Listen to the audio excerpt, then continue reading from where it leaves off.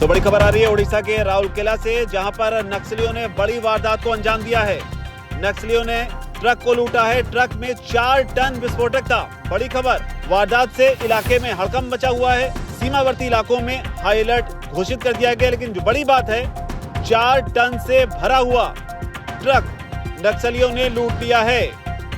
इसे लेकर पूरी जानकारी आ रही है, जिसमें बताया जा रहा है कि बांको पत्थर खदान के लिए बड़गांव से अमोनियम नाइट्रेट लेकर जो ट्रक है विस्फोटक को लेकर निकला था और रास्ते में ही इसका अपहरण कर लिया गया। लेकिन जो बड़ी बात है वो ये है कि ट्रक में 4 टन विस्फोटक था।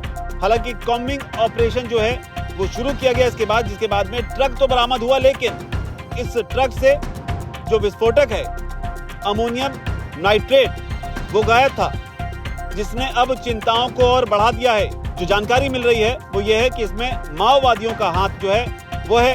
और जो पूरी कहानी आ रही है सामने, उसमें बताया जा रहा है जो ट्रक है वो पत्थर खदान के लिए निकला था और रास्ते में ही जब ये ट्रक खदान की ओर जा रहा था तभी करीब 30 से 40 लोगों ने इस ट्रक को घेर लिया और रोकने के बाद ड्राइवर समेत पूरे के पूरे ट्रक को अपहरण कर लिया। जिसके बाद जो जानकारी मिली उसके मुताबिक वाहन से विस्फोटक को उतारा गया और जंगल की ओर उसे ले जाया गया।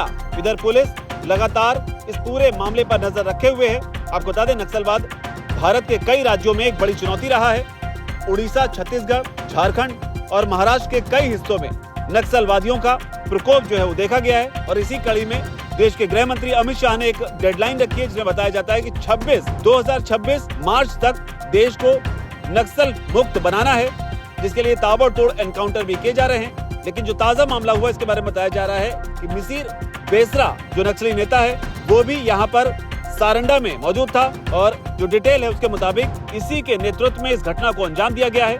आपको बता दें कि छत्तीसगढ़ और झारखंड में नक्सलियों के खिलाफ ऑपरेशन बहुत तेजी से चलाए जा रहे हैं और माओवादियों की भी कोशिश है कि वो अपनी आखिरी लड़ाई जो है उसे कैसे लड़ सके। लेकिन सवाल ये भी है कि इतनी भारी मात्रा में विस्फोटक बगैर सुरक्षा के कैसे ले जाया जा रहा था।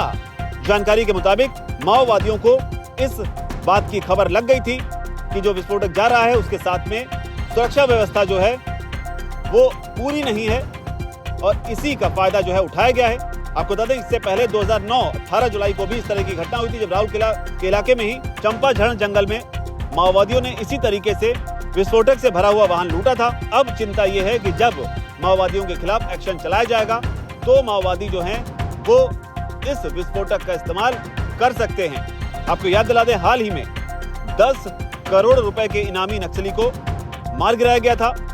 बसवराज इस नक्सली का नाम था। लेकिन अब नक्सलियों ने एक बड़ी वारदात को अंजाम दिया है, जिसमें 4 टन विस्फोटक से भरे हुए ट्रक को लूट लिया है। अब देखना होगा इस पर आगे कैसे कार्रवाई होती है।